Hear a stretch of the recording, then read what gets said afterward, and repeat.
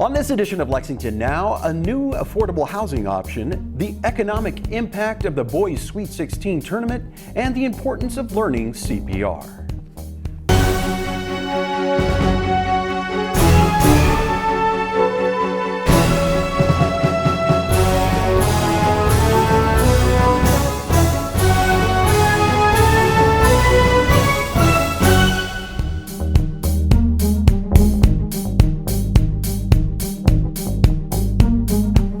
Noah, and welcome to Lexington Now for the week of March 21st, 2022. Ground was officially broken on a new affordable housing development this past week. We were there for the ceremony. Welcome, and thank you all for being here. My name is Holly Wiedemann, and I am the founder of AU Associates, who's the developer for this development and many, many others in affordable housing. For the past 32 years. I am excited to introduce you to the new president of AU Associates, Johan Graham, who joined AU 14 years ago and has been my right-hand director of development. And I'm excited to pass the scepter to him to build upon the legacy of AU in the creation of affordable housing for the past 32 years, and I'm excited to introduce Johan. Hey, Johan. Thank you, Holly. As the owner and president of AU Associates, I'm pleased to welcome you to the official groundbreaking ceremony for Kearney Ridge Apartments, a project aimed at producing 252 affordable housing apartments for families. As you can see, this is a legitimate groundbreaking ceremony, and we are 45 days into our construction schedule and expect completion of the first building in the first quarter of 2023. Featuring 96 one-bedroom, 96 two-bedroom, and 63 bedroom units, this development includes energy-efficient garden-style apartments with washer and dryer hookups, a clubhouse containing a community building and a fitness center, and as well as a swimming pool. The city's $2.5 million investment in affordable housing at this property speaks volumes about the continued measurable dedication by this administration in creating safe, decent, deed-restricted affordable housing in our urban service area. Without these continued investments, the production of affordable housing would not be possible. So today is a very exciting day as we break ground on Kearney Ridge Apartments, a $43 million infill project that features 252 affordable apartments. As Charlie often says, housing connects everything. Safe, quality, affordable housing isn't just a roof over someone's head. It's a path to better health, better education, and economic outcomes. We're continuing to hammer away at the need for affordable housing. This year alone, we, the city, are dedicating a total of $13.5 million this is federal and local funds, to build or rehabilitate affordable housing. Lesince the city set up its Affordable Housing Fund in 2014, we have leveraged $23.6 million in government funds into a total investment of $350 million in affordable housing in our own community. I've been in the commissioner's office for less than 2 months, and we get a call every day from families in Lexington looking for units just like the ones that are being built here. And so this is going to be a critical addition to our community. Just to give you an idea of the need, since January of 2021, our housing stabilization program has provided $22 million of rental assistance in the community to over 3,000 families. So the need is there for affordable rental housing, and we're glad that we have partners like AU that are here to provide it. And we're just getting started. As the mayor mentioned, we've got $13 million, and we've got a number of other projects just like this in the hopper, and I passed 2 more on the way here that are under construction. So we're moving, and we are ready to tackle this affordable housing need head on. Safe, affordable, quality housing is not cheap housing. And it's only affordable because of the many partnerships of the people that you see before you today, from AU Associates to the City of Lexington and the mayor's continued commitment to affordable housing for the city, to Charlie Lanter and his group in the city government that administers so many funds for the city for affordable housing, and Ohio Capital Corporation, which has been a valued partner of Kentucky Housing Corporation for a long time as well. This past week's Boys Sweet 16 drew over 85,000 fans to downtown.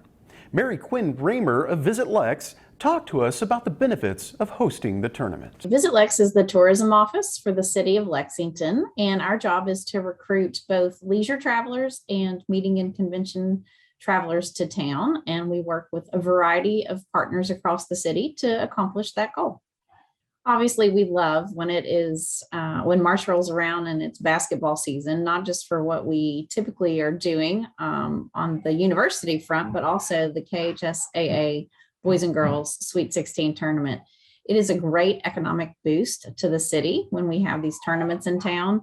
Obviously, we think that it's pretty cool that these players get to play on the court at Rupp Arena as well. And we just enjoy a couple of back-to-back weeks filled with activity in our downtown core.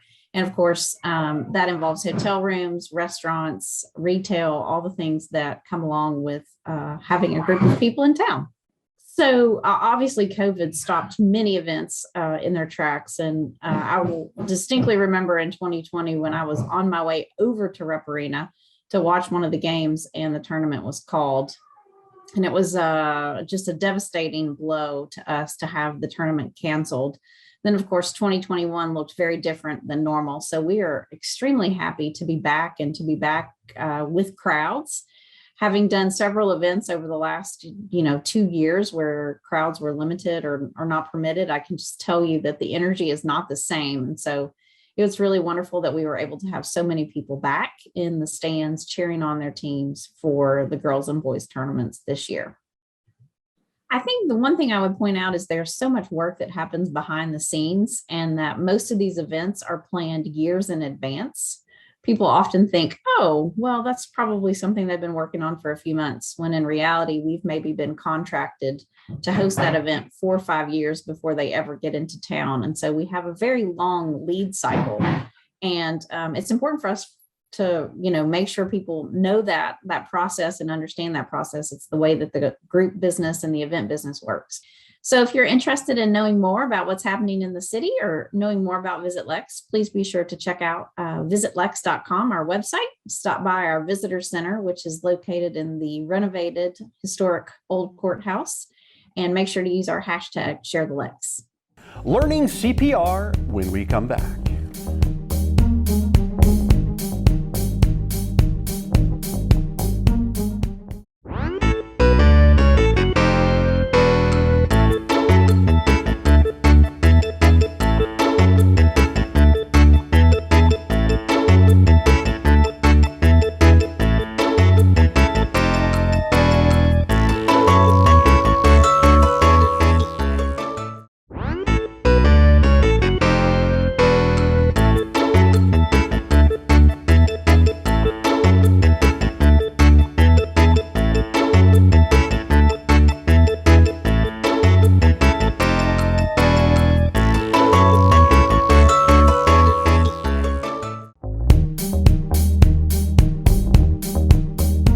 Welcome back to Lexington Now.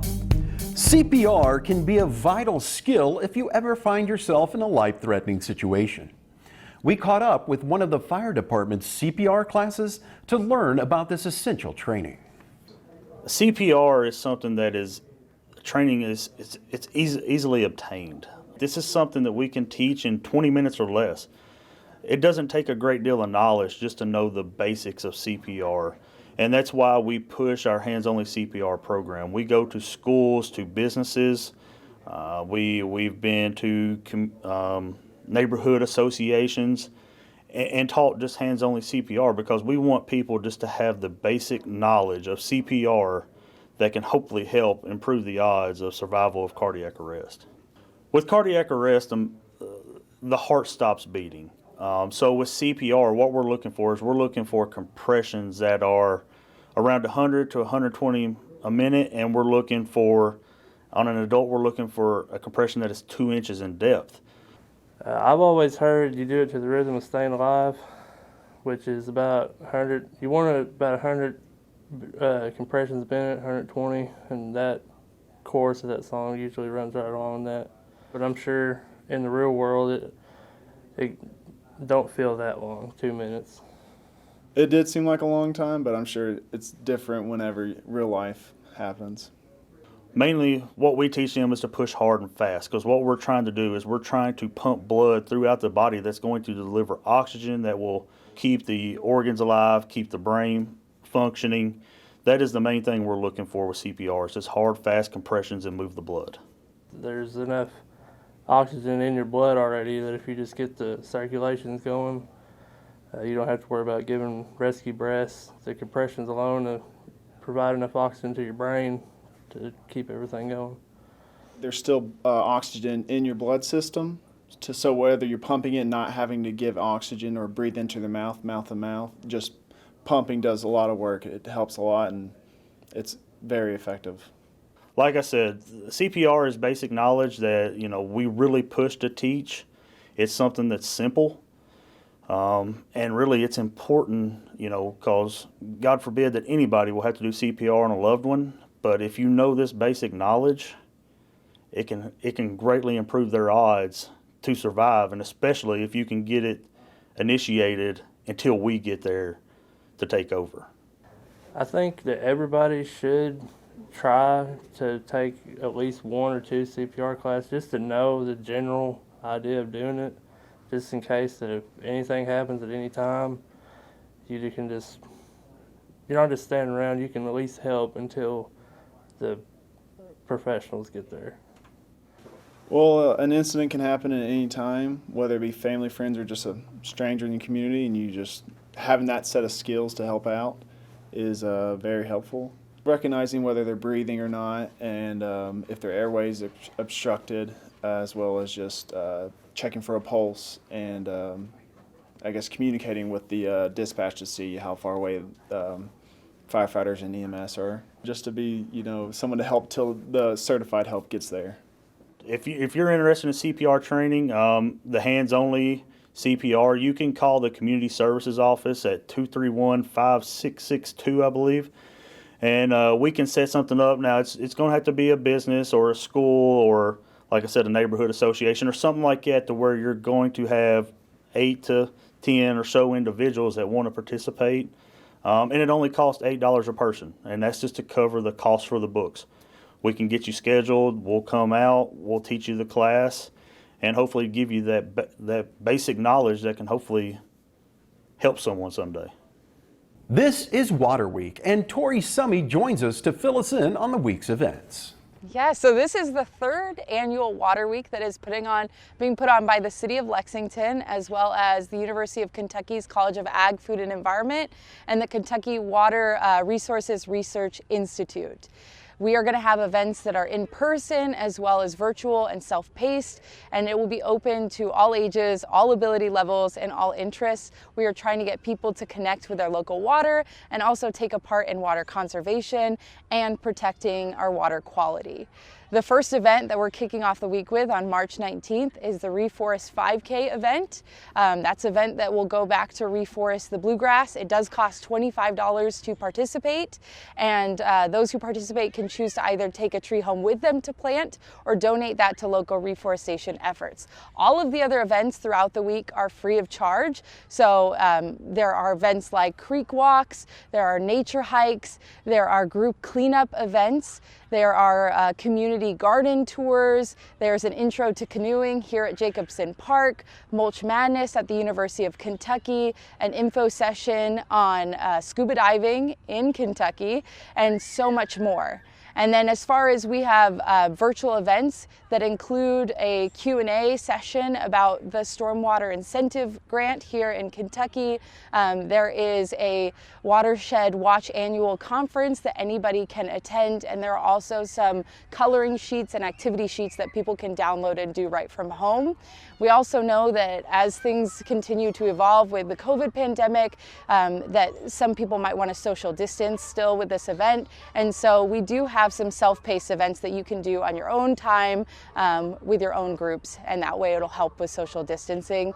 Those events include, we'll have several creek sweep cleanup kits throughout Lexington at various businesses. We also have grab and go craft kits that are available at the Lexington Public Libraries for people to pick up, as well as a map of the different storm drain that are painted across Lexington. So that's a cool thing to find a storm drain that's painted near you and go check out the mural on that storm drain.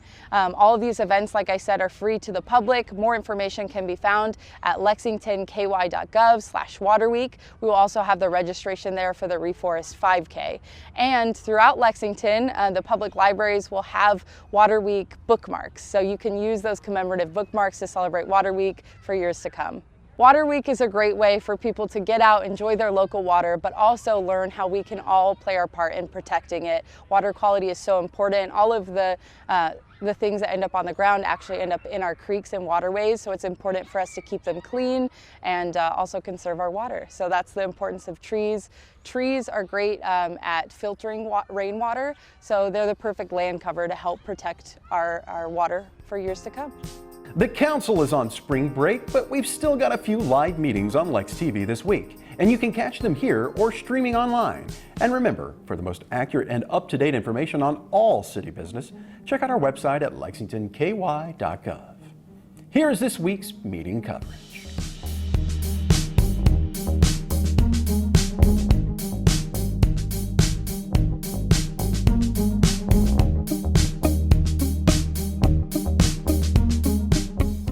And the city continues to keep you up to date on how we're handling the pandemic via our official COVID-19 response site, including testing, vaccination, and booster sites.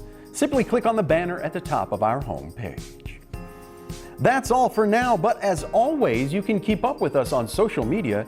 Check out the latest traffic updates on Twitter at LexRex, or catch our live traffic cams on lexingtonky.gov. For all of us at Lex TV, I'm Neil Noah, and that's it for now.